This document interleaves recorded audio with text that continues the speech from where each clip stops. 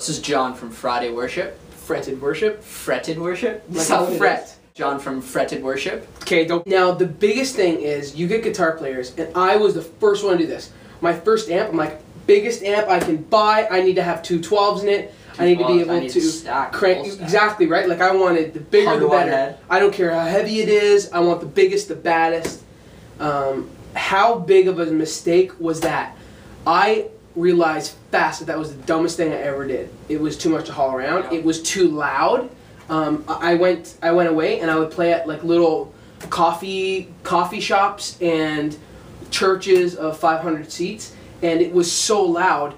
And every time I played it, it hurt my ears. In order to really get that sound that you want, you really need to crank it to a level that sometimes is just not appropriate to have it, you know. With my solid state amp, I had to have it set just right to make it sound usable. Yeah. With my tube amp, I could hit the knobs accidentally and forget, and it would still sound good. Yeah. You know what I mean? Yeah, like you get it's always usable. Yeah, because even with the solid state I had it for years, probably like 11 years now, and I've had the settings memorized. Like I know as soon as I put the amp down, I know all the knobs are moved, so I just go whoop, whoop, whoop, and I move them right back to where I know. Love that. Best. That's pro.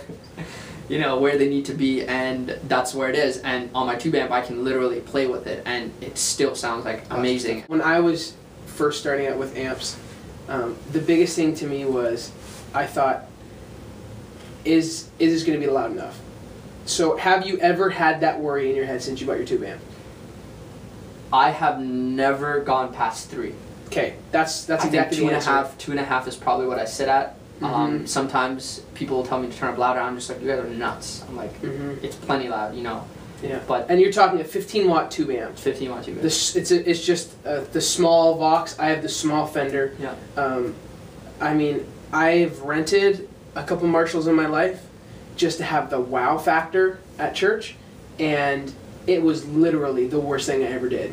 Like, my body hurt from how loud it was. 90% of churches have mics on their guitar amps.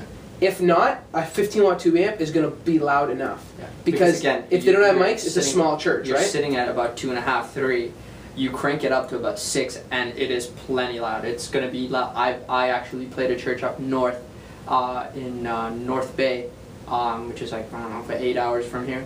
And the church, we didn't mic my guitar amp because the church wasn't that big. I mean, it only sat about 100 people. You know, and honestly, we just couldn't afford to have a channel for the guitar. We had so many singers, and we had to mic the bass and the acoustic and the piano and stuff. We just didn't have enough channels. So I said, that's fine. I mean, we don't need to mic me. I just positioned my amp in a good position, you know, and I just put it up to about 6, and it was plenty loud. I mean, people could hear it in the back, you know, and it just kind of worked out, you know, well enough that we just didn't need to mic it. Now, here's the other thing we haven't got. We've talked about guitars and amps, but we need to talk pedals, because I know there's going to be people listening who are going to go, how in the world do you expect me to get the tone I want out of a Fender amp? When I picked up my Fender amp, I got, even you looked at me funny, like, really?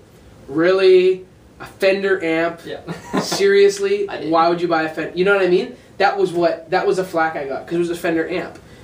But what does the relationship with the pedals and the amp do? I personally, it starts with a tuner and a volume pedal.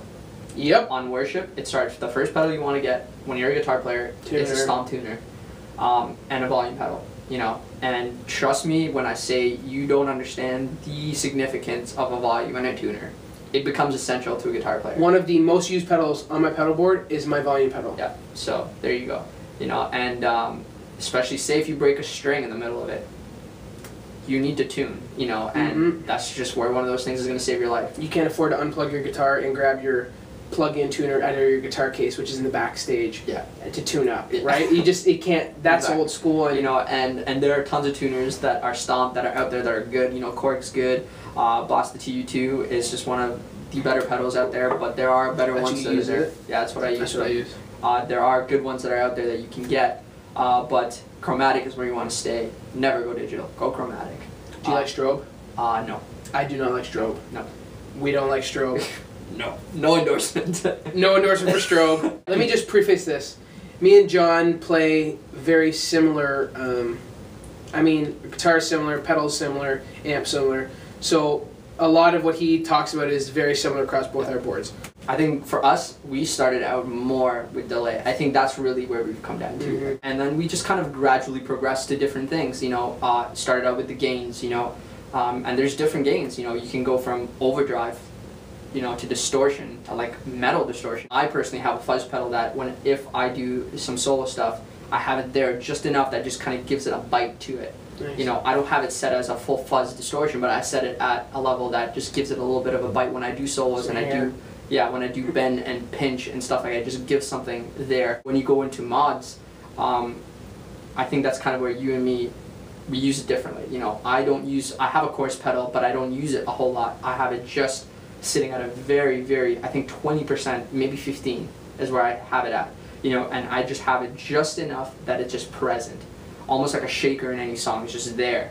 You know, and when I have it set for something, it's just there and it gives a little bit more to whatever I'm playing. I started out with delays.